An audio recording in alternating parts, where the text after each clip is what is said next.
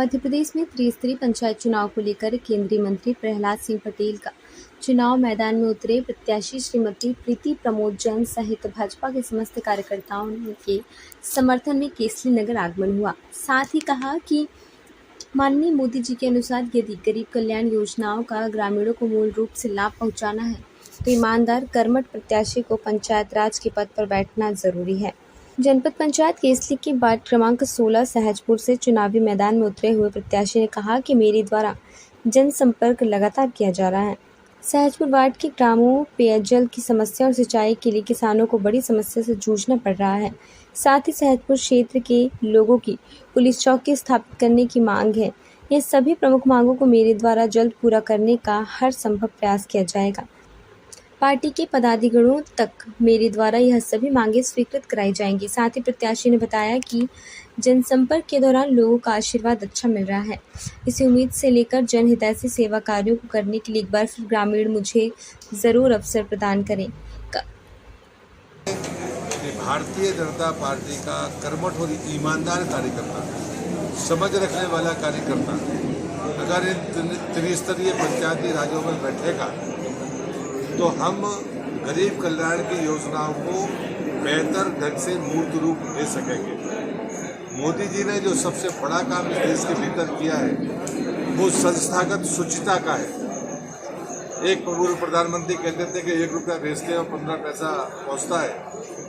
आज आप हों या हम हों या हमारे विरोधी हों, ये वो कह सकते हैं कि जितना पैसा भेजा जाता है, अगर 2000 रुपये सम्मान निधि, किसान सम्मान निधि भेजी जाती है तो वो किसान के खाते में जाती है।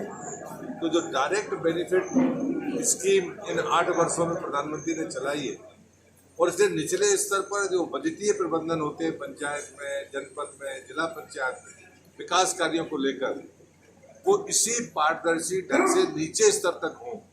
इसलिए हम ये मानते हैं कि दल का ना सही, लेकिन हम ये गर्व करते हैं कि भारतीय जनता पार्टी का कार्यकर्ता ईमानदार है, शुचिता पसंद है, समझ रखने वाला है, गरीब कल्याण के प्रति उसकी स्वाभाविक इच्छा शक्ति है, संकल्प है।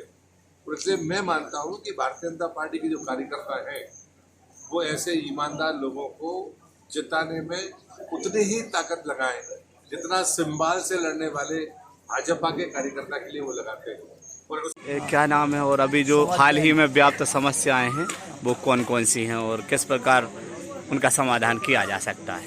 नाम समझ जैन है और मतलब सबसे बड़ी समस्या है तो पानी की। अगर घाना बांध से तो पानी मिले तो पर्याप्त पानी हो जाए। दूसरी समस्या है पुलिस चौकी की। पुलिस चौकी पहले थी और अब पुलिस चौकी नहीं है, स्थायी पुलिस चौकी बने।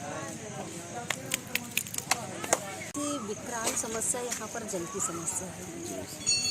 जल की समस्या इतनी विकराल है कि मैं देख रही हूँ कि छोटे छोटे जो बच्चे हैं वो रात को 2-2 बजे तक जागकर पानी को भर रहे हैं, इतनी परेशानियों का सामना कर रहे हैं। ये देख के मुझे बहुत दुख हुआ। मैंने जब इस क्षेत्र का भ्रमण किया तो हर घर में गई मैं, तो बस एक ही बात पता चली कि मुझे कुछ नहीं चाहिए, बस पीने के लिए पानी चाहिए। पीने का पानी सबसे पहली अनिवार्य आवश्यकताओं में से है। तो मैंने यह संकल्प लिया कि कैसे भी करके मुझे सबसे पहला काम यहाँ पर पीने के पानी को उपलब्ध कराना है। वैसे तो सिंचाई की भी यहाँ पर बड़ी समस्या है पानी की, जिसके कारण से खेती वगैरह के लिए किसान लोग परेशान हो रहे हैं। तो ये 2 चीज़ों की व्यवस्था करवाना मेरा सबसे पहला संकल्प है। जी, इसके साथ साथ युवा बेरोजगारों को यहाँ रोजगार भी बेरोजगार लोग अधिकांश संख्या में रहते हैं, तो रोजगार संबंधित क्या फोकस करेंगे, किस प्रकार लाभ? सरकार के द्वारा बहुत सारी रोजगार संबंधी योजनाएं लागू की गई हैं। मैं उन योजनाओं को यहाँ पे लाकर क्रियान्वयन करवाने का प्रयास करूँगी और लोगों को रोजगार दिलवाऊँगी।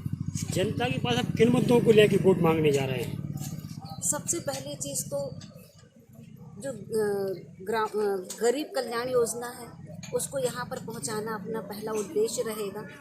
और यहाँ की जो परेशानियाँ हैं, जैसे पानी की सबसे विकराल समस्या, इसको सबसे पहले दूर करना हमारा पहला उद्देश्य रहेगा। इसके बाद जो योजनाएं सरकार ऊपर से देती है उस योजना को यहाँ तक पहुँचाना हमारा कर्तव्य बनेगा, क्योंकि बहुत सारी चीज़ें ऐसी होती हैं जो जनता तक पहुंच ही नहीं पाती हैं। बहुत छोटी छोटी सी समस्याएं जनता के बीच में हैं जो जिनका सामना उन्हें करना पड़ रहा है, और मेरा बस यही काम है कि मैं जनता की सेवा कर सकूं और उनके लिए जो सरकार योजनाएं दे रही है उन तक पहुंचाकर उसका लाभ दिलवा सकूं। साथ ही यहाँ के लोगों का मानना है और मांग भी है, यहाँ पर 1854-56 के सत्र में यहाँ पे पुलिस चौकी थी जो अब नहीं है, क्योंकि लोगों का कहना है कि यहाँ सुरक्षा व्यवस्था और आवेदनकारी गुजारी को रोकने के लिए यहाँ चौकी स्थापित करने की मांग की जा रही है। इसमें अब पार्टी के सक्रिय कार्यकर्ता हैं, तो लोगों को कब तक ये चौकी की मांग पूरी हो सकती है, क्या प्रयास करेंगे? जी, मुझसे लोगों ने ये भी मांग रखी हुई है। बहुत अच्छा सवाल रखा आपने। तो इसके लिए मैं चौकी की व्यवस्था के लिए मेरा पहला काम रहेगा जल, दूसरा काम रहेगा चौकी, क्योंकि सुरक्षा बहुत ज़रूरी है। केसली के बाद यहाँ पूरे में कहीं। खबर भारतवर्ष के लिए केसली सागर से अजय श्रीवास्तव की रिपोर्ट। अपने शहर, अपने प्रदेश की ताज़ा खबरों के लिए लाइक करें, शेयर करें, सब्सक्राइब करें और हाँ, बेल आइकन दबाना ना भूलें, क्योंकि खबर हमारी, फैसला जनतंत्र का।